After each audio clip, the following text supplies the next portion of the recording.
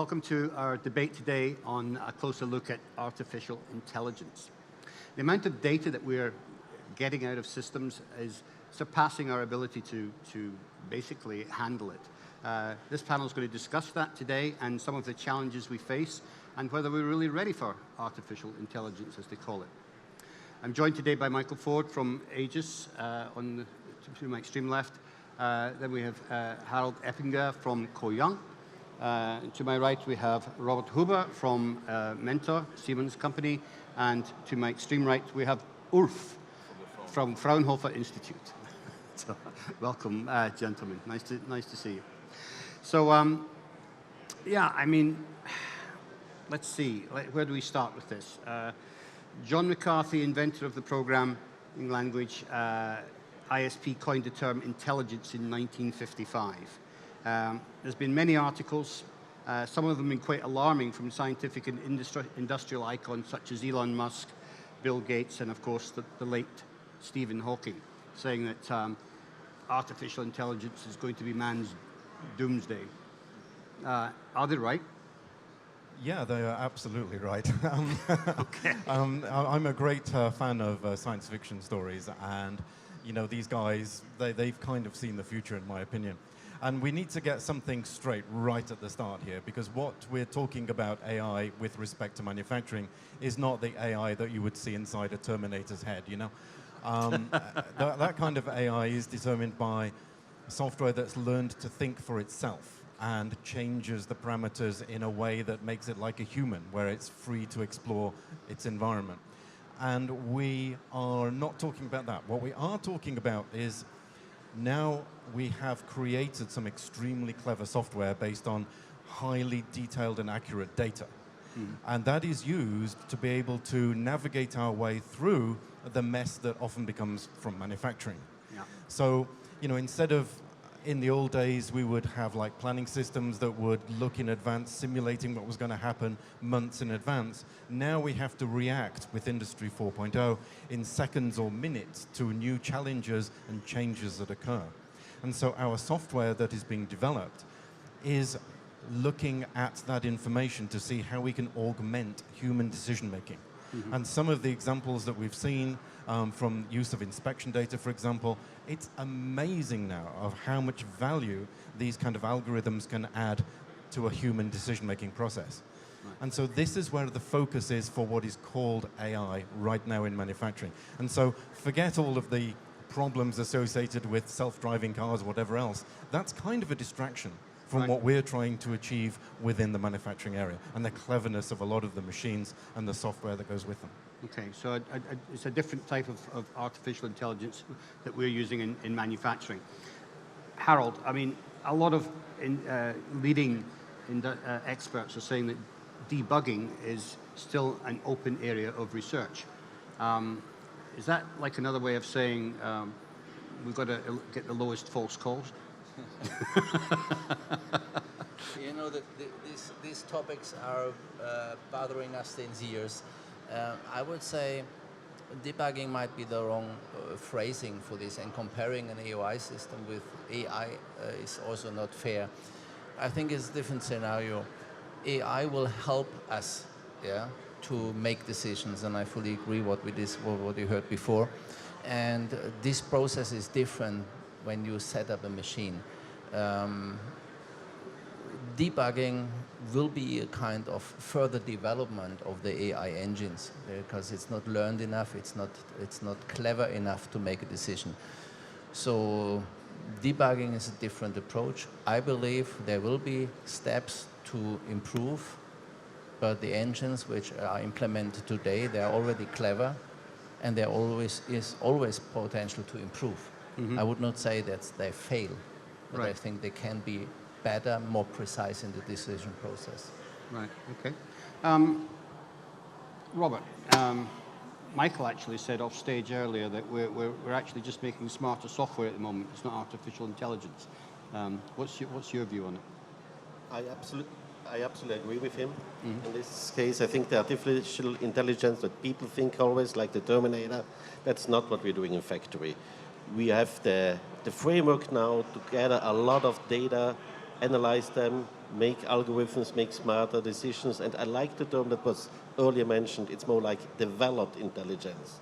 So really, what computers are really, really good at is crunching a lot of data and making sense out of it, which humans could not comprehend in the same period of time. Yeah. So it's more a decision support system for now, because we don't really want to run a factory and trust a system today.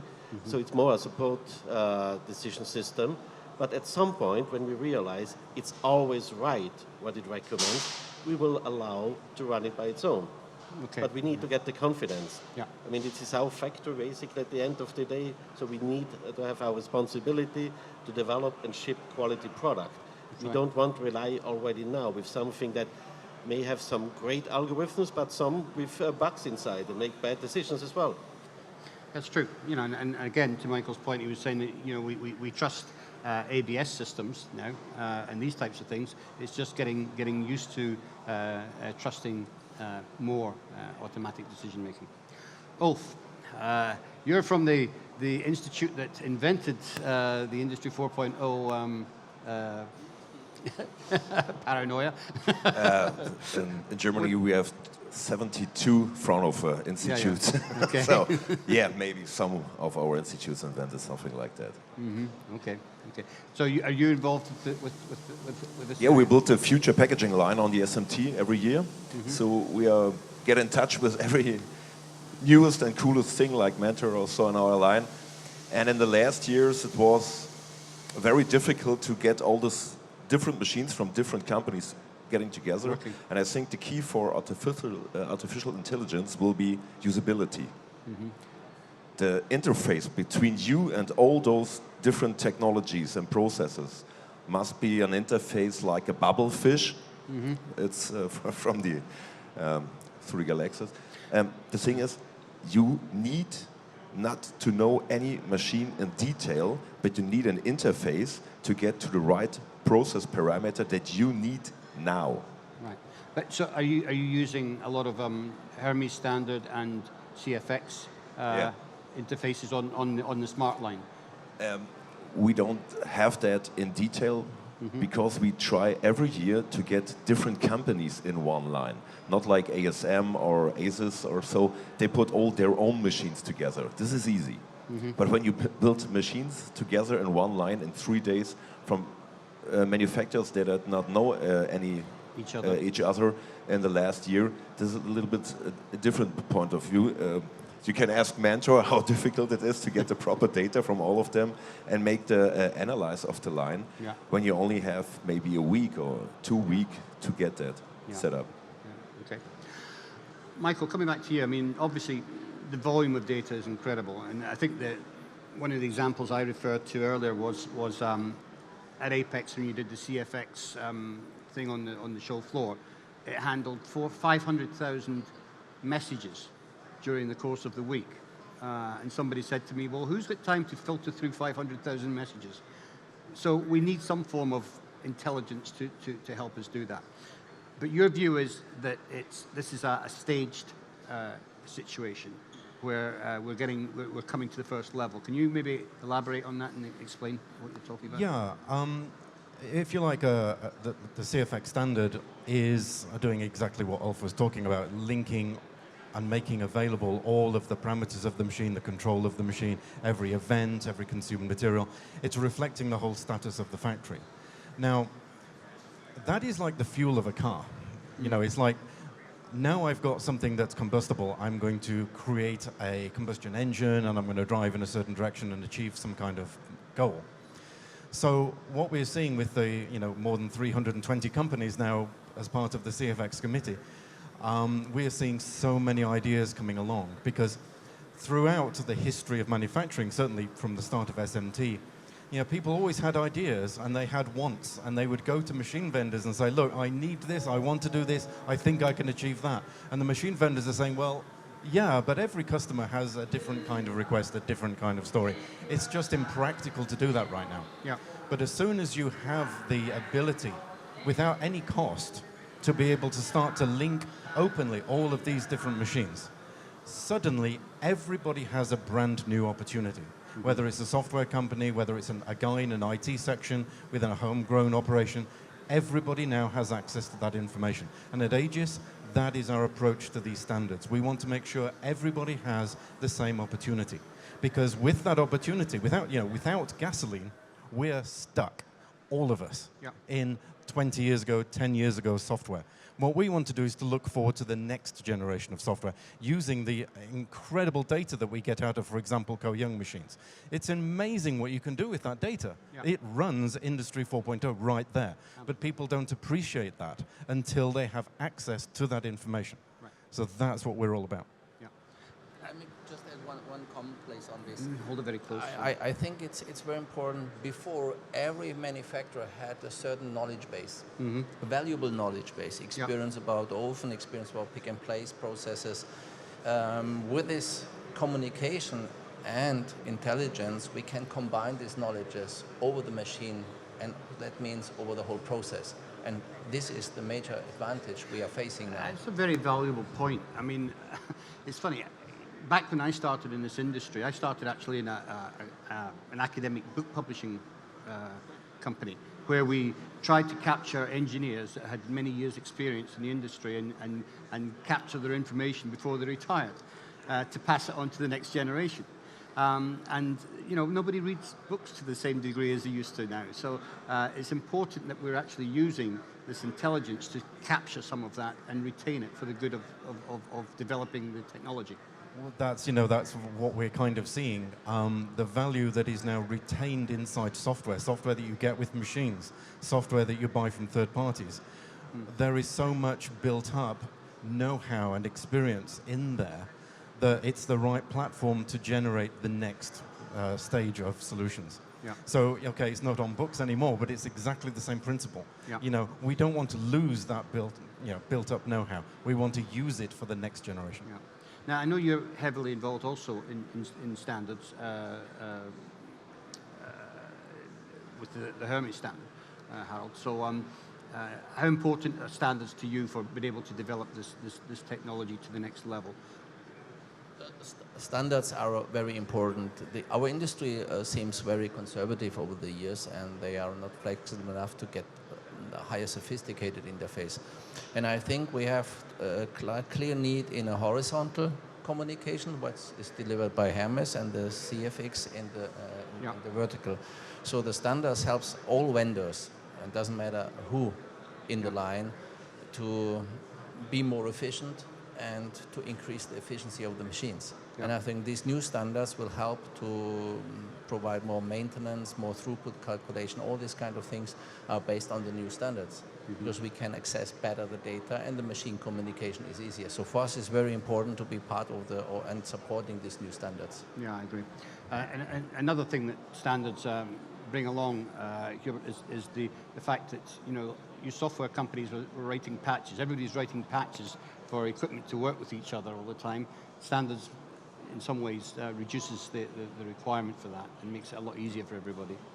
Yeah, I mean, for us, we interface with a lot of equipment, put in a lot of engineering effort to actually connect to all these equipment vendors. They come up with different versions, you have to be up to date and so on. So if a standard actually like a CFX comes finally, it makes our life much, much easier, and our engineering forces can actually put their thoughts into what creates value, which is not the connectivity by itself, which is doing something with the data.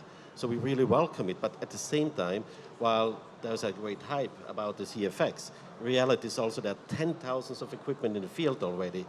You cannot replace all of them and say, okay, now we do it. So you also have to have a bridging strategy, which is basically connect, like with our Vala IoT box, what we do at the Fraunhofer line already to existing equipment. You need something to make it backwards compatible. Yes, otherwise you connect to like 3 equipments. What about the rest?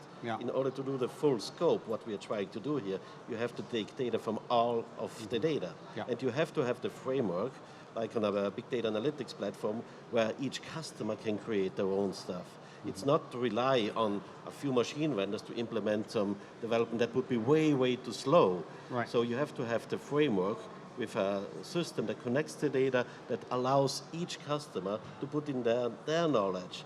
And this is how to create massive amount of artificial intelligence or developed intelligence solution that will accelerate at a much, much higher speed than relying on a few software company to write some code on a paper basis, so everybody has to pay me that I write something for you. Right. That would slow it completely down. So the infrastructure exists today, and I think that's really, really great. And so that we see a lot of our customers really starting to do this, and they have ideas, like Michael says, there's a massive flow of ideas. Some they come to us and say, can you help us? Some say, okay, teach me how to use the system, and we do it ourselves. This is our intellectual property, we don't even want to share. This will keep us to a competitive edge. Customers can decide what they want to do. Yeah, absolutely. Ulf, I'm guessing that standards are going to make your job a lot easier in the future. Yeah, that's the idea, but we have also some programs where we work with startup companies, and when you see in which way they behave with standards, I don't want to use that bad word, but they don't give any shit on standards. They make the machine that they need in the way that they want. It's like Elon Musk from Tesla. I mean, 8 years ago, the wire bonding was dead. 10 Tesla need 10,000 batteries. So now, how many machines of wire bonding? Wire bonding is still around, for sure. Everybody was saying for the last 10 years and it's the same thing. But it's still here. When you think 5 years ago, did you ever thought that you will have a loudspeaker in your home? It's called Alexa. Yeah. And maybe in 5 years, we have it on our production line. And you say, okay, mentoring, please change to program 5. We need 400,000 devices of the next product, and the line will change. Yeah. Maybe in that way. And I don't think that you will have to put any small part into a standard. It is like a brick wall of standards that you have to go through. Standards help you get to the next level, so you can build on it. Yeah, but hopefully also the guys from Mentor are so that fast that you don't need the standard, because the old machines will run on that, the new machines will run on that. You have all the systems. Okay. All right. I want to get down to a point that came up last week at the conference in San Jose, in Sunnyvale. I had a tier 1 manufacturer who's using artificial intelligence. He's got his own system, home built, and he would normally have order 5,000 units of this particular component, but his artificial intelligence system sent him a message saying order 72,000. And he listened to his artificial intelligence system, without thinking twice about it, and ordered 72,000. Now, one of the biggest issues at the moment in this industry is component shortages. Imagine every intelligence system was doing this. And just to round off the story, the artificial intelligence system made that decision based on what the likely requirement was going to be in the factory in the future, but more importantly, what the supplier's ability to provide it was likely to be based on how they performed. So it was there was a lot of decisions went into that scenario, but you know, I thought it was a very interesting. It was like a glimpse into the future, really, because you know, a guy right today, for example, who would be responsible for purchasing. I mean, his job is to scour the newspapers to understand how the world is working, analyze threats from all kinds of sources. It's a really, really complicated job. But you know, humans, I mean, we are competing with each other. Different companies will compete with each other for components, but kind of humans have the kind of common sense built in. What we saw from the AI was very much focused on, this is what I need to complete my business goal. So it did all of the analysis, and to be fair, the whole scope of the structure of it, all the kinds of information it was taking into account, it was beyond anything else that I think anybody had heard of at the show. And the fact that this guy was spending millions of dollars buying materials, you know, he was really investing in it. He really believed in it. But when we heard about that result, the fact that he was seeing a shortage of a component, and therefore the answer was to buy every possible available component of that type, you think, well, what's everybody else going to use? Right. And if everybody else had that same kind of thought process, then the whole manufacturing world would stop. Because the last time that we saw this kind of situation with component shortages, we had the same problem, but it was human-driven. Yeah. And we ended up with companies who were stopping production lines because they'd run out of materials, and yet the materials were in the warehouse, they'd simply lost them, or they didn't really trust that their data, and therefore they didn't have confidence to start production. I think we need to start looking internally for solutions and having a little bit of common sense out there in the market. But this is a really good example of what AI can do. It's quite a frightening example. In the right or wrong hands, who knows? Yeah. I mean, there's already going to be a problem when we come to the end of this particular cycle we're in at the moment, because the amount of component purchases is outstripping the number of PCB boards by a factor of more than 2 to 1. Actually, that's a huge problem in itself, because yeah. people are over-ordering, and there will come a time when they don't need those huge stocks of components anymore. Right. What's going to happen? They're Go gonna onto the dump grey them. market, Yeah. they're going to be counterfeit, there's going to be all kinds of trouble. I know. So we need a secure supply chain, Yeah. more than anything else, I think. Yeah. Harold, you have a view on this? I know we were talking about it earlier. I have one comment. First of all, the question is why component manufacturer not using AI to be able to deliver. Right. But just as a side note, I think the transparency of the decisions provided to us humans to execute the order process, that's very important. The big question is, was it right to order the 72,000 components? Right. Yeah, was it right or wrong? We This is don't the know the big answer question, to that. because Yeah. we can question mark the decision process. Normally 5,000, and he ordered 70,000. But if it helps at the end, the But machine I was didn't right. get. I didn't get the impression that his manufacturing using that component was expanding to such a level. I think this was really This was a just-in-case kind a of just thing, in yeah, case to kind cover of the thing. full Yeah, year of manufacturing. Exactly. yeah. Exactly. You know. Maybe it becomes clear that the data which you use to decide has to be rock solid. Right. And I think maybe this was the wrong data set to analyze, and the engine did proper. But that's the big question, where the decision came from. Yeah. And that's what is our world. And coming back to your question, this is the kind of debugging we have to do. How much data we need to provide a solid conclusion. Conclusion. Yeah. Absolutely. No, I totally agree. Yeah. So, what's the mentor view on this? Well, for me, when I hear this story, I believe this is not artificial intelligence, it's developed intelligence with missing functionality, missing considerations. So there's somebody some- wrote yeah. a loop, in case this and that, do this. Mathematical function, and they order 72,000. But he didn't ask, what about this parameter, that parameter, and so on, to make the common sense decision that Right. humans would do, or things like this. So I think they didn't analyze enough data for the right decision, and this is why today such systems are mainly used to support decisions and not letting them run alone yet. Right. I mean, this will be a learning curve. They will analyze it and say, well, let's enhance this decision process. Next time it will order the right quantity, and when it keeps doing it always the right time, at some point you will trust it again. That's the way I see it. Yeah. One of the interesting dynamics of this was that very similar to the customer you have in Erlangen, this software looked inside the supplier's supply chain and his ability to provide it, and took that information to use as a basis to order the 72,000 components. I think that's a very smart data set, I think, but I'm not sure if this is sufficient, because how do you come, if you don't need 72,000 to order 72,000, you say, well, they don't manufacture again this product? Have you seen that as well? Because at some point they will run it. How long will 72,000 components for you last? Is it 3 years? Do you want to put stock for 3 years now, just because the system tells you they don't have in stock anymore, but they will produce more. If they see 70,000 demands, they will ramp up production actually, so that it will overflow, so it's eventually the whole market again. Ulf, last word. I think this is more like the case when you start some new systems. It's any time you need a co-pilot.